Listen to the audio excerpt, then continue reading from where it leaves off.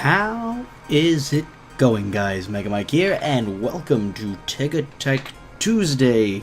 The Tuesday that happens after I don't have anything to throw on Mega Mike Monday. But yes, I finally have a bunch of the footage from Comic Palooza getting put up on this cool little thing that I'm going to show you guys later. But right now I promised you guys an interview, and here is one of my Mega Mike interviews. I was lucky enough to interview none other than HUBER himself. This guy has done voices for many characters, which you will see in the interview, and he has a degree in theater, just like me. And that's why, as an actor, whenever I went to one of his panels over at Baronatoshi-con, I was able to relate to him and see like a bunch of, I don't know, it's cool just seeing this guy who's been through the process that I'm slowly going through, but kind of took a different branch to it. It really shows that no matter what you get your degree in or what path you end up being pushed in, you can still find a passion through it or use some of the skills you earn from it. So never feel like anything you do is wasted. Build up those skills and follow your path to what you love. Well, guys, without further ado, here is my interview with Chuck. How is it going, guys? Mega Mike here, doing a Mega Mike interview, and today I am joined with Chuck Huber, the voice of Android 17, Dr. Stein, Emperor Pilaf, Hiei, whole bunch of other people. Kululu from Sergeant Frog, Hero from Shin-Chan, everybody you can imagine. kind of a big deal, you know.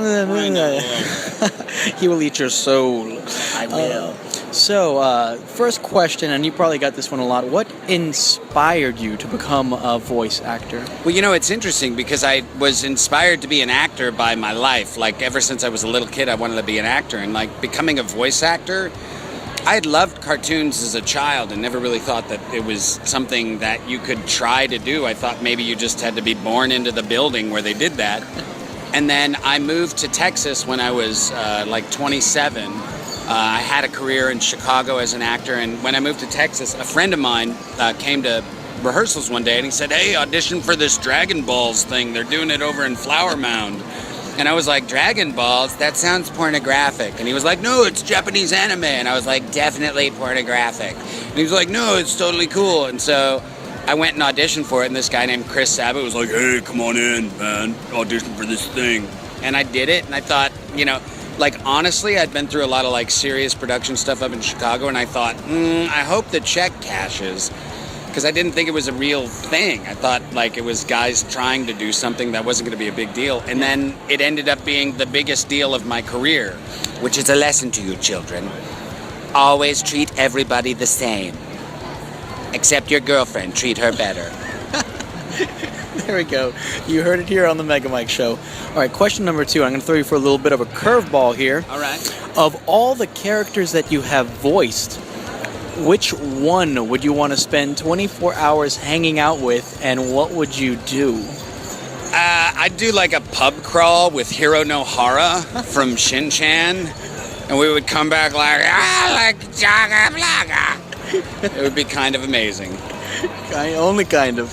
All right, and the last question.